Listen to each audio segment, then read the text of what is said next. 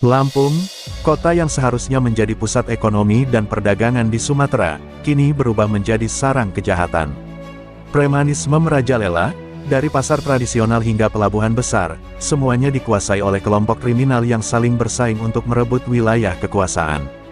Masyarakat hidup dalam ketakutan, para pedagang harus membayar uang keamanan, agar bisnis mereka tetap berjalan, sementara anak-anak tumbuh di lingkungan yang dipenuhi kekerasan. Polisi lokal tampaknya tak berdaya menghadapi para preman, sebagian karena takut, sebagian lagi karena telah menerima suap.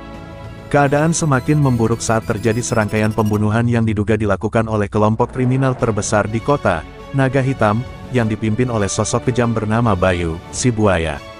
Di tengah situasi yang semakin mencekam, Kapolri akhirnya mengeluarkan keputusan besar, mengirim Jenderal Bima Pratama untuk memimpin operasi pembersihan di Lampung. Jenderal Bima adalah perwira tinggi dengan reputasi tak tergoyahkan, dikenal karena keberaniannya dalam membongkar jaringan mafia di berbagai daerah sebelumnya. Dengan pasukan elit yang terdiri dari anggota kepolisian terbaik, ia tiba di Lampung dengan misi utama, menghancurkan premanisme hingga ke akar-akarnya. Begitu tiba, ia segera mengadakan pertemuan dengan jajaran kepolisian setempat dan tokoh masyarakat untuk memahami sejauh mana kekuatan kelompok kriminal ini telah mengakar.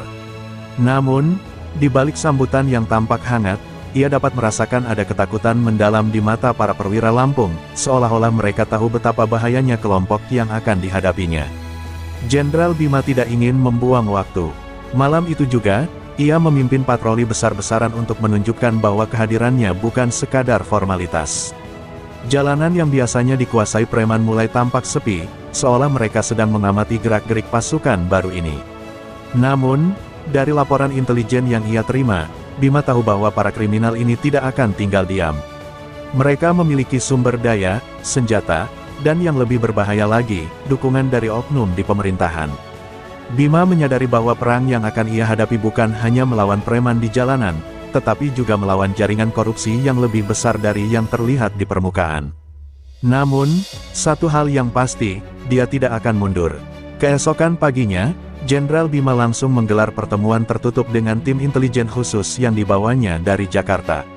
Ia ingin mendapatkan gambaran yang lebih jelas tentang siapa saja yang mengendalikan kejahatan di Lampung.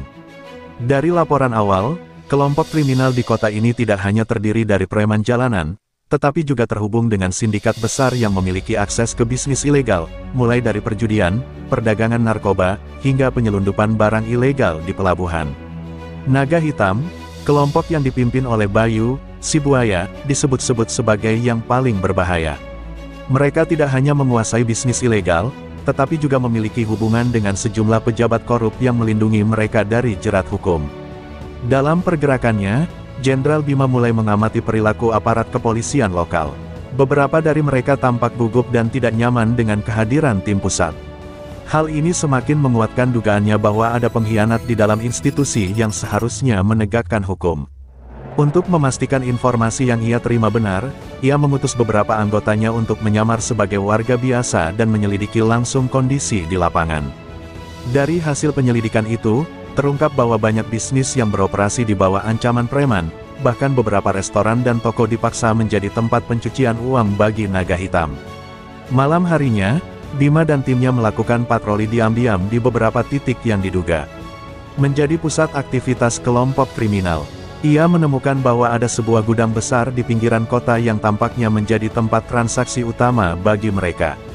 Melalui pengamatan intensif dan penyadapan komunikasi, Bima akhirnya memastikan bahwa gudang itu bukan hanya tempat penyimpanan barang selundupan, tetapi juga markas tempat Bayu dan orang-orang kepercayaannya sering berkumpul. Dengan informasi ini, ia mulai merancang strategi untuk melakukan serangan mendadak yang akan menjadi pukulan pertama bagi jaringan kriminal ini. Namun, ia tahu bahwa mereka tidak akan menyerah begitu saja, dan operasi ini bisa berubah menjadi perang yang lebih besar dari yang dibayangkannya.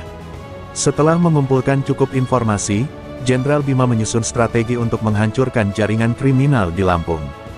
Ia tahu bahwa jika bertindak terburu-buru, mereka hanya akan menangkap anak buah kecil sementara pemimpin besarnya akan melarikan diri. Oleh karena itu, ia membentuk satuan tugas khusus yang terdiri dari anggota kepolisian terbaik dan paling loyal.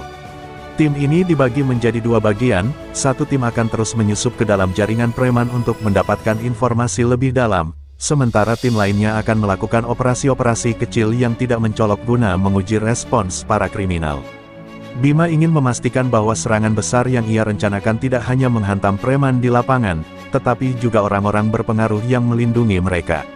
Sebagai bagian dari strategi penyamaran, beberapa anggota tim Bima menyamar sebagai supir truk, buruh pelabuhan, dan bahkan anak buah preman yang mencari pekerjaan. Dari dalam, mereka mulai mengungkap bagaimana sistem kelompok kriminal ini bekerja.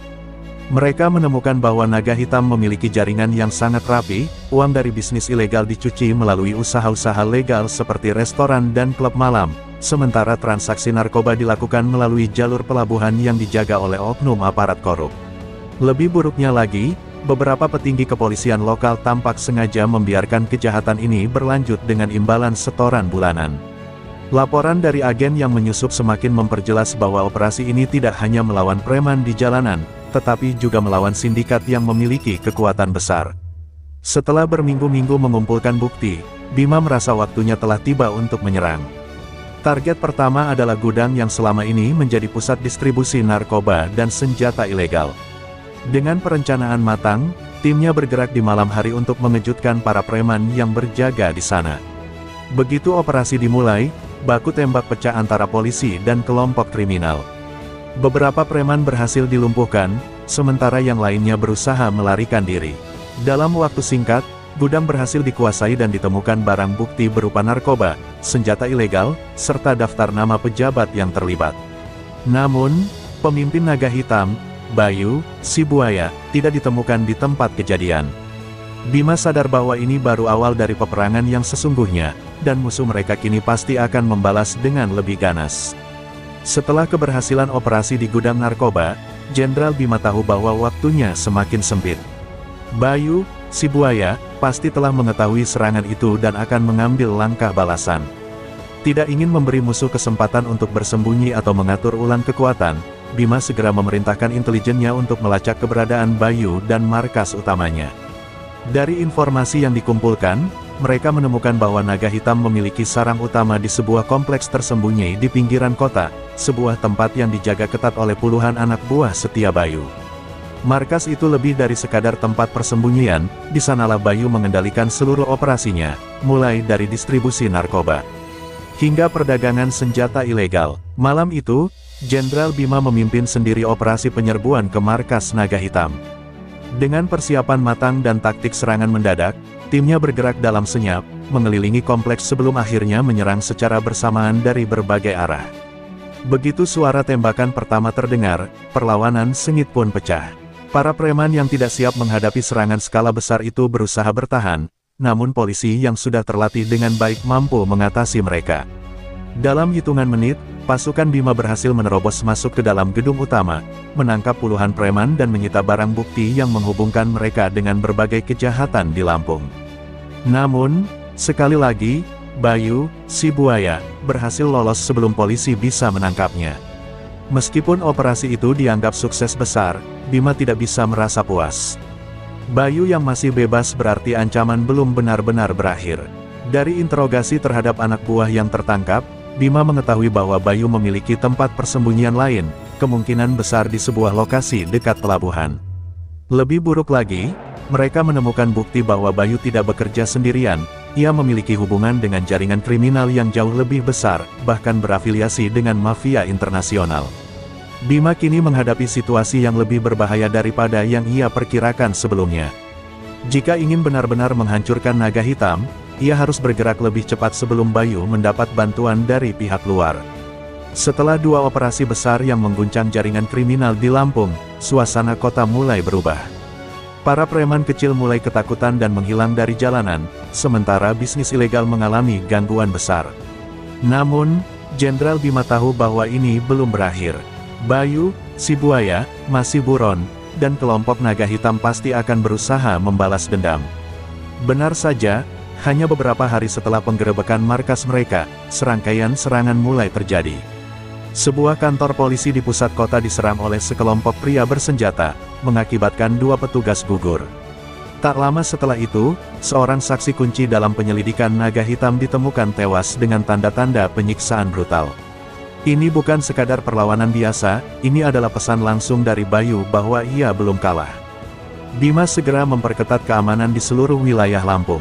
Patroli ditingkatkan, pos-pos polisi dijaga ketat, dan pengamanan terhadap saksi serta anggota timnya diperkuat. Namun, serangan demi serangan terus berlanjut. Kali ini, kelompok preman mulai meneror masyarakat, membakar toko-toko yang menolak membayar perlindungan, dan menculik beberapa pengusaha yang bekerja sama dengan polisi. Situasi semakin tegang, dan tekanan publik terhadap kepolisian semakin besar. Media mulai mempertanyakan apakah operasi ini benar-benar bisa mengakhiri premanisme atau justru memicu perang yang lebih luas. Namun, bagi Bima, tidak ada jalan mundur. Ia memerintahkan pasukannya untuk tetap fokus dan memburu Bayu dengan segala cara. Di tengah kekacauan ini, Bima mendapat informasi dari seorang informan bahwa Bayu bersembunyi di sebuah rumah persembunyian di dekat pelabuhan. Namun, informasi ini datang dengan peringatan, Bayu tidak hanya bersembunyi, tetapi sedang mengumpulkan sisa pasukannya untuk melakukan serangan besar-besaran ke kantor kepolisian. Jika ini benar, maka seluruh operasi bisa berada dalam bahaya. Bima segera merancang strategi untuk menghadapi kemungkinan ini. Ia tidak akan menunggu Bayu menyerang lebih dulu. Sebelum musuhnya sempat mengumpulkan kekuatan, ia akan mengirim tim terbaiknya untuk menjemput Bayu, hidup atau mati. Saat operasi pencarian Bayu, si buaya, semakin intensif, Jenderal Bima mulai melihat pola aneh dalam setiap langkah mereka. Setiap kali polisi bergerak untuk menangkap Bayu, ia selalu berhasil lolos seolah-olah sudah mengetahui rencana mereka sebelumnya. Ini bukan sekadar keberuntungan, ada seseorang di dalam kepolisian yang membocorkan informasi kepada kelompok naga hitam. Bima mulai mencurigai adanya pengkhianat di dalam institusinya sendiri. Ia memerintahkan tim kepercayaannya untuk melakukan penyelidikan internal, menelusuri setiap komunikasi dan aktivitas para perwira di Lampung. Hasilnya mengejutkan, beberapa petinggi kepolisian lokal ternyata memiliki hubungan dekat dengan jaringan kriminal. Salah satu nama yang mencuat adalah Kombes Rudi Santoso, Kepala Satuan Reserse di Lampung. Rudi memiliki riwayat yang mencurigakan, meskipun gajinya sebagai polisi tidak terlalu besar, ia diketahui memiliki aset properti mewah dan sering bepergian ke luar negeri. Lebih buruknya lagi, ada bukti bahwa ia menerima aliran dana dari rekening yang terkait dengan bisnis ilegal naga hitam. Jenderal Bima tidak bisa membiarkan ini berlanjut. Tanpa memberitahu siapapun, ia menyusun rencana untuk menangkap Rudi secara diam-diam.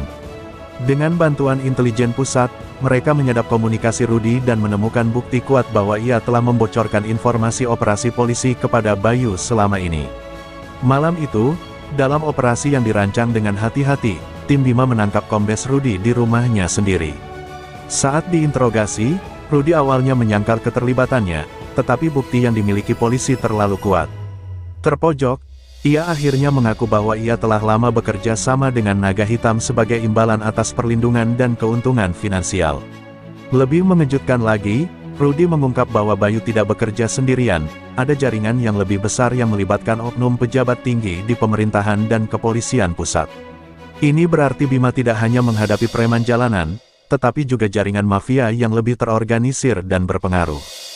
Dengan pengkhianat telah terungkap, Bima tahu bahwa langkah berikutnya harus lebih hati-hati, karena musuh yang ia hadapi jauh lebih besar dari yang ia bayangkan. Penangkapan Kombes Rudi Santoso membuat situasi semakin panas. Meskipun berhasil menangkap pengkhianat di dalam kepolisian, Jenderal Bima tahu bahwa ini baru awal dari pertempuran yang lebih besar. Bayu, si buaya, pasti marah besar setelah kehilangan pelindung utamanya. Benar saja, dalam waktu kurang dari 24 jam, kota Lampung berubah menjadi medan perang. Kelompok naga hitam melakukan aksi balasan dengan menyerang beberapa pos polisi, membakar kendaraan dinas, dan menembaki kantor kepolisian dengan senjata otomatis. Warga sipil yang ketakutan mulai mengungsi, sementara para pedagang menutup toko mereka lebih awal. Kota yang sebelumnya sudah dipenuhi ketakutan kini benar-benar berada di bawah ancaman perang jalanan. Jenderal Bima tidak tinggal diam. Ia segera mengerahkan pasukan anti huru-hara dan BRIMOB untuk menekan aksi kriminal ini. Polisi mulai menyisir wilayah-wilayah yang dikuasai naga hitam, melakukan penggerebekan terhadap bar, gudang, dan tempat-tempat persembunyian mereka. Setiap sudut kota menjadi ajang pertempuran kecil antara polisi dan preman. Namun, Bayu masih belum ditemukan. Dari hasil interogasi terhadap beberapa anak buahnya yang tertangkap, diketahui bahwa Bayu kini bergerak secara sembunyi-sembunyi, berpindah-pindah tempat untuk menghindari kejaran polisi.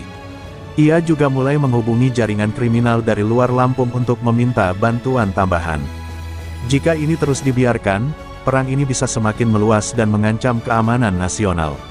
Di tengah situasi genting ini, Jenderal Bima mendapat kabar bahwa sebuah pengiriman besar senjata ilegal baru saja masuk ke Lampung melalui pelabuhan. Ini adalah peluang sekaligus ancaman besar. Jika Bayu berhasil mendapatkan senjata itu, ia akan memiliki cukup kekuatan untuk melawan polisi dalam skala yang lebih besar. Tanpa membuang waktu, Bima langsung memerintahkan operasi penyergapan di pelabuhan.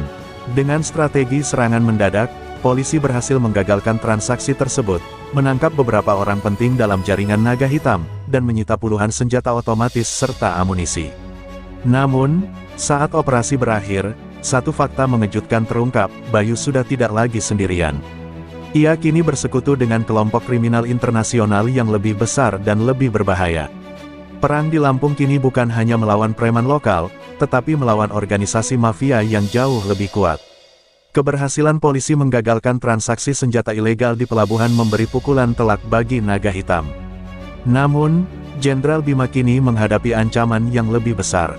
Dari bukti yang ditemukan di lokasi penyergapan, terlihat bahwa Bayu, si buaya, telah menjalin kerjasama dengan kelompok kriminal internasional. Salah satu dokumen yang ditemukan menunjukkan adanya aliran dana dari sebuah organisasi kejahatan asal Thailand yang dikenal dengan nama Golden Serpent. Kelompok ini terkenal sebagai sindikat perdagangan narkoba dan senjata terbesar di Asia Tenggara. Jika benar Bayu telah mendapat dukungan dari mereka, maka perang ini baru saja naik ke level yang lebih berbahaya. Bima segera menghubungi Divisi Intelijen Mabes Polri untuk mendapatkan informasi lebih lanjut tentang Golden Serpent. Dari laporan yang diterimanya, diketahui bahwa sindikat ini memiliki jaringan kuat yang mencakup perdagangan narkoba, pencucian uang, dan perdagangan manusia. Mereka juga dikenal sebagai pemasok senjata bagi berbagai kelompok kriminal di Asia. Dengan kata lain, jika Bayu berhasil mengamankan aliansinya dengan mereka, maka kekuatan naga hitam bisa kembali bangkit dan menjadi lebih sulit untuk dihancurkan. Menyadari hal ini, Bima mengubah taktiknya. Ia tidak lagi hanya memburu Bayu, tetapi juga mulai mencari cara untuk memutus hubungan antara naga hitam dan Golden Serpent. Salah satu strategi yang dilakukan adalah menangkap para perantara yang menghubungkan Bayu dengan sindikat internasional tersebut. Dalam operasi rahasia yang dilakukan di sebuah hotel mewah di pusat kota, tim Bima berhasil menangkap seorang warga negara asing yang diketahui sebagai kurir utama Golden Serpent. Dari interogasi yang dilakukan, terungkap bahwa Bayu berencana melarikan diri ke luar negeri dengan bantuan organisasi ini. Namun, sebelum ia pergi, ia ingin melakukan satu serangan besar terakhir sebagai bentuk balas dendam kepada kepolisian. Serangan ini direncanakan akan terjadi dalam waktu dekat, dan targetnya adalah kantor kepolisian utama di Lampung. Bima kini berpacu dengan waktu, ia harus menangkap Bayu sebelum serangan itu terjadi, atau kota ini akan mengalami kehancuran yang lebih besar. Jenderal Bima segera mengerahkan seluruh kekuatan yang ia miliki setelah mendapatkan informasi tentang rencana Bayu, si buaya, untuk menyerang kantor kepolisian utama di Lampung. Jika serangan ini berhasil, bukan hanya polisi yang menjadi korban, tetapi juga masyarakat sekitar yang tidak bersalah. Dari hasil penyelidikan intelijen, diketahui bahwa Bayu telah merekrut puluhan preman bayaran dan mendapatkan pasokan senjata dari jaringan Golden Serpent. Mereka berencana melakukan serangan brutal dengan granat dan senapan otomatis, mengubah pusat kota menjadi medan perang. Ini bukan lagi sekadar aksi balas dendam, melainkan upaya terakhir Bayu untuk menunjukkan bahwa ia masih memiliki kekuatan. Mengetahui situasi genting ini, Bima segera bertindak. Ia membentuk tim khusus yang akan bertugas melakukan operasi kontraterorisme di sekitar kantor polisi dan titik-titik strategis lainnya. Polisi berpakaian preman disebar untuk memantau pergerakan kelompok Bayu, sementara tim sniper ditempatkan di gedung-gedung tinggi untuk mengantisipasi kemungkinan serangan jarak jauh. Bima juga meminta bantuan dari Densus 88 untuk menangani ancaman yang semakin meningkat ini. Malam sebelum serangan terjadi, tim intelijen berhasil melacak lokasi persembunyian Bayu dan anak buahnya di sebuah gudang tua di pinggiran kota. Tanpa menunggu lebih lama, Bima memutuskan untuk menyerang lebih dulu sebelum mereka sempat melancarkan aksinya. Dini hari, operasi penyerbuan pun dimulai. Tim taktis bergerak cepat mengepung gudang tersebut, sementara drone milik kepolisian mengawasi pergerakan musuh dari udara. Begitu pintu gudang diterobos, suara tembakan langsung menggema di dalam bangunan. Para preman yang terdesak berusaha melawan, tetapi mereka tidak memiliki kesempatan melawan kepolisian yang jauh lebih terlatih.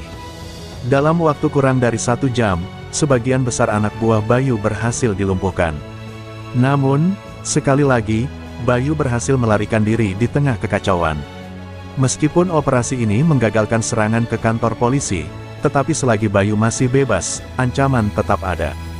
Bima kini bertekad untuk menangkap Bayu hidup atau mati sebelum ia bisa kembali mengorganisir kekuatannya. Meskipun operasi di gudang berhasil menggagalkan serangan ke kantor polisi, Jenderal Bima masih belum puas. Bayu, si buaya, sekali lagi berhasil meloloskan diri, dan setiap kali ia menghilang, kekacauan selalu menyusul. Dari hasil interogasi terhadap para anak buahnya yang tertangkap, diketahui bahwa Bayu kini dalam kondisi terpojok. Ia kehilangan sebagian besar pasukannya, tidak lagi memiliki akses ke senjata, dan Golden Serpent mulai menarik dukungannya karena situasi di Lampung semakin tidak terkendali. Namun, Bayu masih memiliki satu rencana terakhir. Ia berusaha melarikan diri ke luar negeri melalui jalur laut dengan bantuan jaringan penyelundup internasional.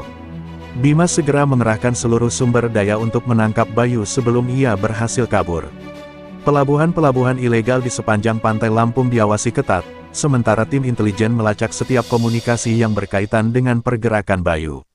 Akhirnya, sebuah petunjuk penting muncul. Seorang informan melaporkan bahwa Bayu bersembunyi di sebuah villa mewah milik seorang pengusaha korup yang selama ini menjadi donatur utama Naga Hitam. Villa tersebut terletak di daerah terpencil dekat pesisir, tempat yang ideal bagi Bayu untuk menunggu kapal yang akan membawanya keluar dari Indonesia. Tanpa membuang waktu, Bima memimpin operasi pengepungan ke villa tersebut. Tim kepolisian bergerak cepat dan diam-diam, memastikan bahwa Bayu tidak memiliki celah untuk kabur lagi. Saat operasi dimulai, terjadi perlawanan sengit dari sisa anak buah Bayu yang bersenjata lengkap. Tembakan saling bersahutan, sementara tim polisi menggunakan taktik serangan kilat untuk menguasai area.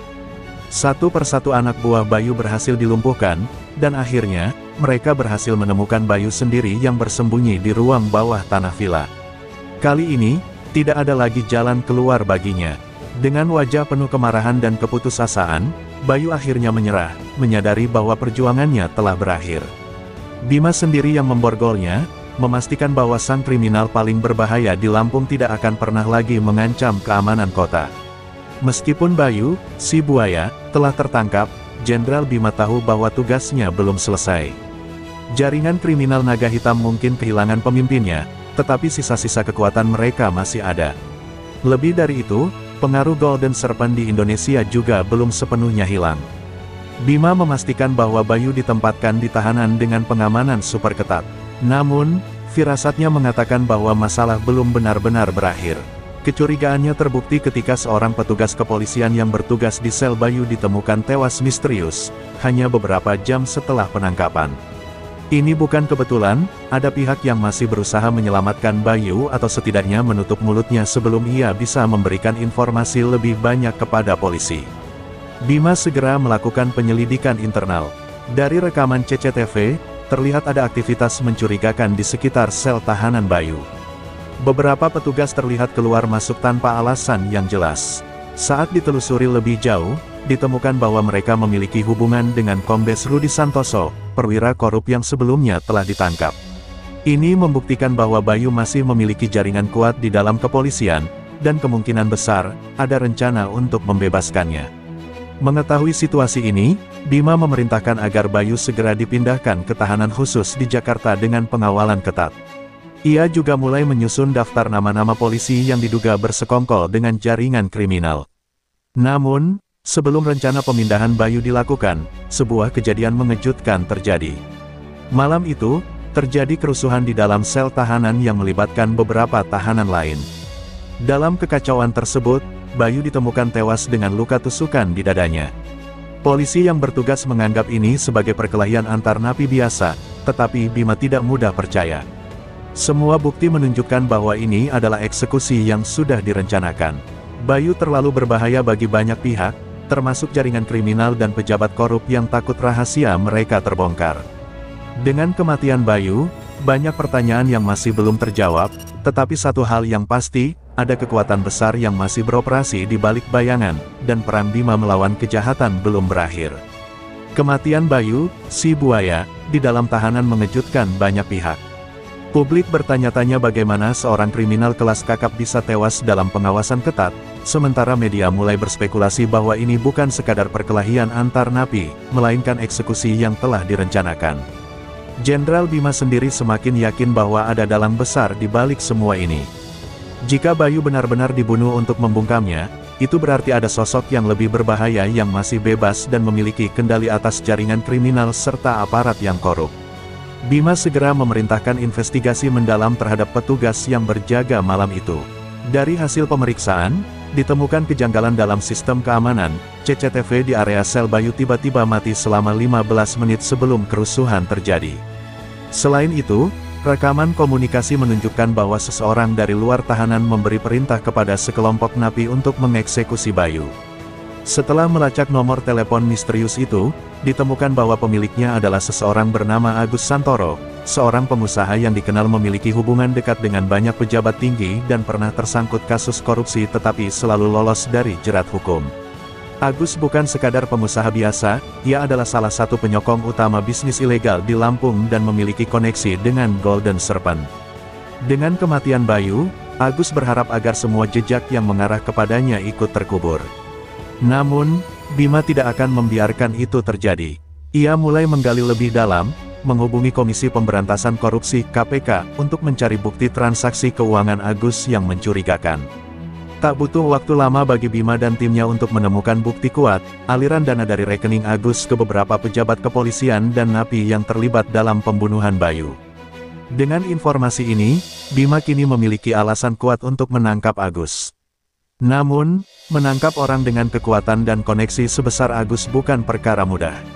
Ini adalah pertempuran baru, dan Bima harus memastikan ia tidak gagal. Jenderal Bima tahu bahwa menangkap Agus Santoro bukan sekadar operasi penegakan hukum biasa.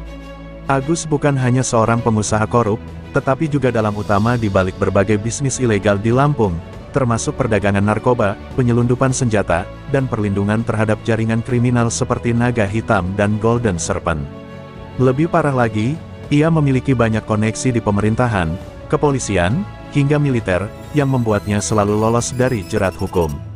Jika Bima ingin menjatuhkan Agus, ia tidak bisa hanya mengandalkan operasi biasa, ia harus mempersiapkan langkah yang benar-benar matang dan memastikan tidak ada celah bagi Agus untuk kabur atau memanipulasi hukum.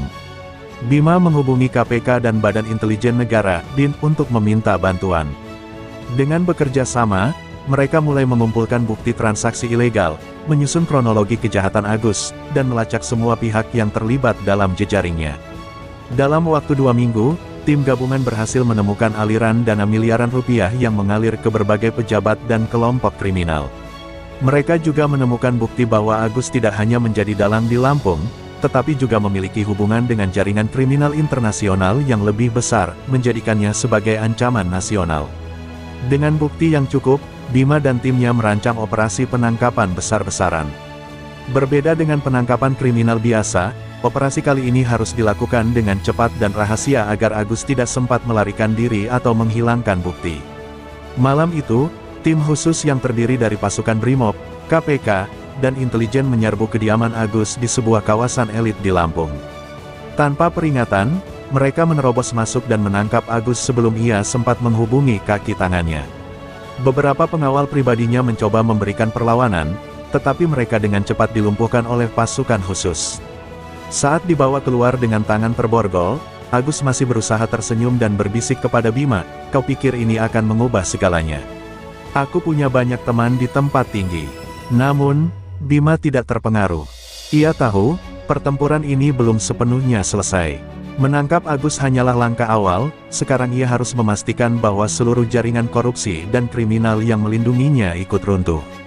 Agus mungkin telah ditahan, tetapi perang melawan kejahatan di Lampung masih jauh dari kata selesai. Penangkapan Agus Santoro menjadi pukulan telak bagi jaringan kriminal di Lampung. Namun, Jenderal Bima tahu bahwa menangkap satu orang tidak cukup untuk membersihkan kota dari pengaruh korupsi dan kejahatan terorganisir. Agus mungkin telah diborgol, tetapi kekuasaannya masih terasa di balik jeruji. Dalam beberapa hari setelah penangkapannya, beberapa pejabat daerah dan petinggi kepolisian mulai panik. Beberapa dari mereka berusaha menghapus jejak keterlibatan mereka, sementara yang lain berusaha menjalin kesepakatan diam-diam untuk membebaskan Agus melalui celah hukum. Namun, Bima dan timnya tidak tinggal diam. Dengan bantuan KPK, mereka mulai melakukan operasi bersih-bersih besar-besaran di pemerintahan dan kepolisian Lampung.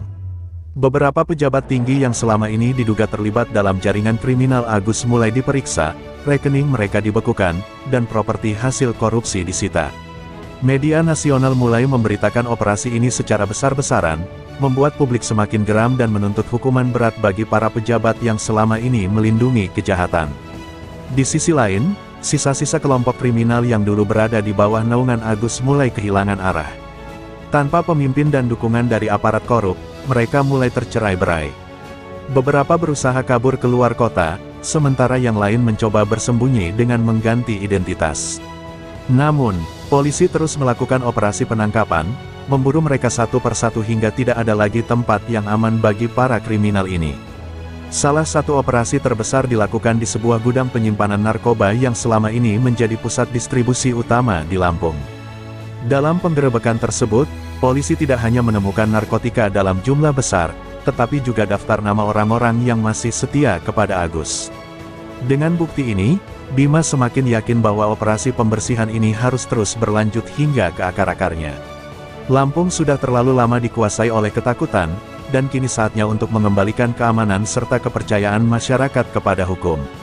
Meskipun sebagian besar jaringan kriminal telah dihancurkan dan banyak pejabat korup mulai ditangkap, sisa-sisa kelompok naga hitam tidak tinggal diam. Mereka yang masih bebas, terutama para eksekutor dan pengawal setia Agus Santoro, memutuskan untuk melakukan perlawanan terakhir. Dipimpin oleh seorang mantan Letnan Bayu bernama Andi Kobra, mereka merencanakan serangan balasan terhadap kepolisian sebagai aksi balas dendam. Target mereka bukan hanya markas polisi, tetapi juga beberapa saksi kunci yang telah memberikan kesaksian terhadap Agus dan kelompoknya. Dalam waktu singkat, serangkaian serangan terjadi, seorang jaksa yang menangani kasus Agus hampir tewas dalam upaya pembunuhan, sementara seorang pengusaha yang bekerja sama dengan polisi ditemukan terbunuh di rumahnya. Situasi ini membuat Bima semakin waspada. Ia tahu bahwa selama sisa-sisa naga hitam masih berkeliaran, Lampung belum benar-benar aman. Untuk menghadapi ancaman ini, Bima mengerahkan tim khusus untuk memburu Andi Kobra dan kelompoknya sebelum mereka bisa melancarkan serangan lebih besar. Intelijen berhasil melacak keberadaan mereka di sebuah rumah persembunyian di perbukitan di luar kota. Tanpa menunggu lebih lama, Bima memimpin operasi penyerbuan langsung. Operasi ini berlangsung sengit, dengan kelompok Andi memberikan perlawanan sengit menggunakan senjata otomatis dan granat. Namun, dengan strategi yang matang dan dukungan penuh dari pasukan elit, polisi berhasil menaklukkan kelompok tersebut. Andi Kobra tewas dalam baku tembak, sementara beberapa anak buahnya ditangkap hidup-hidup. Dengan jatuhnya kelompok terakhir ini, Bima akhirnya bisa melihat titik terang dalam misinya. Perlawanan dari jaringan kriminal semakin melemah, dan Lampung kini berada di ambang kebangkitan dari kegelapan yang selama ini menyelimutinya. Dengan runtuhnya kelompok terakhir dari naga hitam, Jenderal Bima memanfaatkan momentum ini untuk melakukan pembersihan total. Ia menginstruksikan kepolisian untuk terus memburu sisa-sisa jaringan yang masih bersembunyi, termasuk para pengusaha yang selama ini menjadi pendukung keuangan mereka. KPK dan Kejaksaan Agung pun semakin agresif dalam menindak para pejabat yang terbukti menerima suap dari jaringan kriminal. Sejumlah nama besar yang selama ini dianggap kebal hukum mulai dipanggil untuk diperiksa, bahkan beberapa di antaranya langsung ditahan. Media nasional terus mengawal kasus ini, membuat publik semakin percaya bahwa keadilan sedang ditegakkan. Namun, di balik keberhasilan ini, Bima sadar bahwa masih ada tantangan besar yang harus dihadapi. Meskipun organisasi kriminalnya telah dihancurkan, mentalitas korupsi dan ketakutan masih membayangi banyak pihak. Banyak pejabat dan aparat yang masih ragu untuk sepenuhnya berpihak kepada hukum karena takut akan balas dendam dari pihak-pihak yang merasa dirugikan. Untuk memastikan perubahan ini berkelanjutan, Bima mengusulkan program reformasi besar-besaran di tubuh kepolisian dan pemerintahan daerah. Ia menggandeng tokoh masyarakat, ulama, dan aktivis anti korupsi untuk membantu membangun kepercayaan publik terhadap hukum. Dalam beberapa bulan, perubahan mulai terasa. Kejahatan jalanan menurun drastis, bisnis ilegal berkurang, dan laporan tentang pungutan liar dari oknum aparat mulai hilang. Pemerintah pusat pun mulai memberikan dukungan penuh kepada upaya Bima, dengan menempatkan pejabat-pejabat bersih di posisi strategis untuk memastikan jaringan korupsi tidak bisa bangkit kembali. Namun, meskipun keberhasilan ini terasa nyata, Bima tidak ingin lengah. Ia tahu bahwa kejahatan selalu bisa muncul kembali dalam bentuk yang berbeda, dan tugasnya belum sepenuhnya selesai. Ia harus tetap waspada agar Lampung tidak kembali jatuh ke tangan para penjahat yang pernah menguasainya. Setelah operasi besar-besaran yang menghancurkan jaringan kriminal di Lampung, Jenderal Bima mulai melihat hasil nyata dari perjuangannya. Kota yang dulu dikuasai oleh ketakutan kini perlahan berubah menjadi tempat yang lebih aman. Masyarakat yang sebelumnya enggan melapor ke polisi karena takut pada para preman dan pejabat korup, kini mulai berani berbicara. Namun, ketenangan ini tidak bertahan lama. Intelijen kepolisian menemukan tanda-tanda bahwa Golden Serpent, jaringan internasional yang pernah mendukung Naga Hitam, sedang menyusun rencana baru. Mereka tidak akan membiarkan bisnis mereka di Indonesia hancur begitu saja. Beberapa mantan kaki tangan Agus Santoro yang berhasil melarikan diri diduga telah bersembunyi di luar negeri dan mulai membangun kembali koneksi mereka dengan kartel internasional. Lebih buruk lagi, ada informasi yang menyebutkan bahwa mereka berencana mengirim orang-orang baru ke Indonesia untuk mengisi kekosongan kekuasaan di Lampung. Menyadari ancaman ini, Bima bergerak cepat.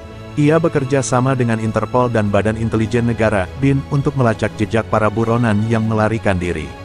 Selain itu, pengamanan di pelabuhan dan perbatasan diperketat untuk mencegah masuknya anggota baru dari jaringan kriminal internasional. Tim khusus juga dikerahkan untuk menyelidiki kemungkinan adanya sel-sel tidur yang masih tersisa di dalam negeri. Dalam salah satu operasi penyergapan di Jakarta, polisi berhasil menangkap seorang agen Golden Serpent yang baru saja tiba di Indonesia. Dari hasil interogasi, terungkap bahwa mereka tidak hanya berencana mengambil alih Lampung, tetapi juga memperluas operasi mereka ke kota-kota lain.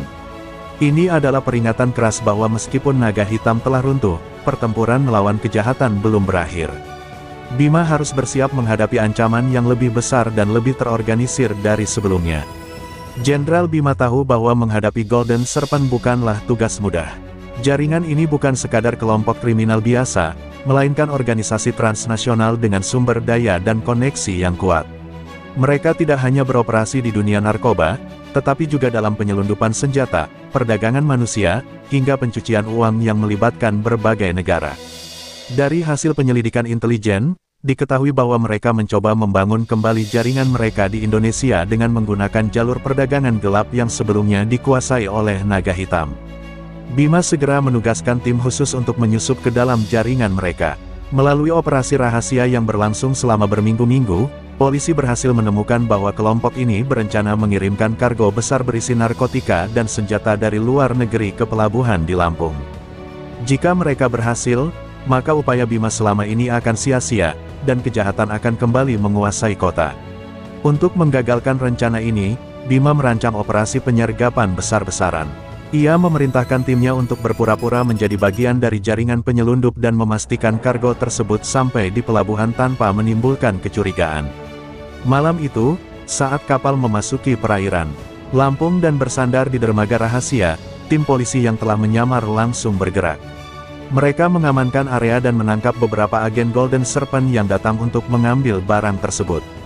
Namun, sesuatu yang tidak terduga terjadi. Kapal yang membawa muatan ilegal itu ternyata dipasangi bahan peledak yang siap diledakkan dari jarak jauh.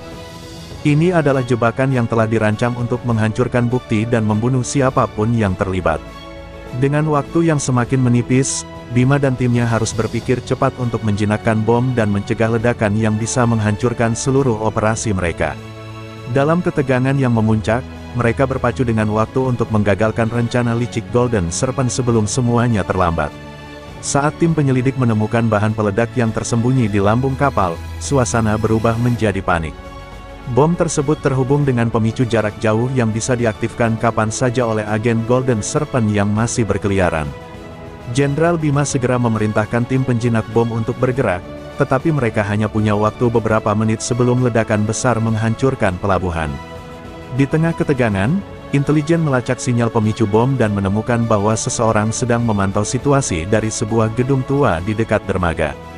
Tanpa menunggu lebih lama, tim khusus dikerahkan untuk menangkap operator bom tersebut sebelum mereka sempat menekan tombol pemicu. Sementara itu, tim penjinak bekerja dengan kecepatan maksimal untuk memotong jalur detonasi. Saat detik-detik terakhir hampir tiba, sebuah tembakan terdengar dari kejauhan, operator bom berhasil dilumpuhkan, dan sinyal pemicu terputus tepat sebelum ledakan bisa terjadi. Namun, pertempuran belum selesai. Dari gedung yang sama, polisi menemukan dokumen rahasia yang mengungkap bahwa Golden Serpent tidak hanya mengincar Lampung, tetapi juga kota-kota besar lainnya di Indonesia. Mereka berencana membangun kembali jaringan kriminal mereka dengan strategi yang lebih canggih, termasuk infiltrasi ke dalam bisnis legal dan korupsi di level pemerintahan. Penemuan ini membuat Bima sadar bahwa ancaman yang mereka hadapi jauh lebih besar dari yang diperkirakan. Lampung mungkin sudah hampir bersih dari kejahatan terorganisir, tetapi perang melawan Golden Serpent masih panjang. Dengan bukti baru di tangan, Bima segera menghubungi kepolisian di berbagai daerah untuk bersiap menghadapi ancaman yang lebih besar. Lampung telah menjadi titik awal dari perlawanan besar melawan jaringan kriminal internasional, dan Bima bertekad untuk tidak berhenti sampai Indonesia benar-benar bebas dari bayangan kejahatan. Dengan gagalnya rencana Golden Serpent di Lampung, Jenderal Bima dan timnya berhasil mengamankan ratusan kilogram narkotika dan senjata ilegal yang seharusnya beredar di pasar gelap. Penangkapan besar-besaran dilakukan dalam beberapa hari berikutnya, termasuk terhadap kaki tangan yang masih tersisa di Indonesia. Namun, meskipun ini merupakan kemenangan besar, Bima sadar bahwa perang melawan kejahatan belum benar-benar usai. Dari hasil interogasi terhadap beberapa tahanan, terungkap bahwa Golden Serpent masih memiliki sel-sel aktif di berbagai kota besar seperti Jakarta, Surabaya, dan Medan. Ancaman ini tidak bisa dianggap remeh, dan pemerintah pusat mulai melihat pentingnya operasi berskala nasional untuk menumpas sisa-sisa jaringan kriminal yang telah bercokol selama bertahun-tahun. Bima pun mendapat mandat baru untuk memperluas operasinya, kali ini dengan dukungan penuh dari Kepolisian Nasional dan intelijen negara. Namun, di balik semua itu, kemenangan yang telah diraih membawa dampak besar bagi masyarakat Lampung. Kota yang dulunya dipenuhi ketakutan mulai berubah menjadi tempat yang lebih aman. Kepercayaan masyarakat terhadap kepolisian meningkat, dan banyak warga yang dulunya takut melapor kini berani bersuara melawan kejahatan. Reformasi dalam pemerintahan dan kepolisian juga terus berjalan, memastikan bahwa korupsi tidak lagi menjadi pintu masuk bagi kriminalitas. Dalam perjalanannya, Bima menyadari bahwa perang melawan kejahatan tidak hanya tentang menumpas para penjahat, tetapi juga membangun sistem yang adil dan kuat agar kejahatan tidak bisa tumbuh kembali. Ia pun meninggalkan satu pesan penting, kejahatan hanya bisa berkembang jika masyarakat membiarkannya. Dengan keberanian, ketegasan, dan keadilan, setiap kota bisa bebas dari bayang-bayang kriminalitas.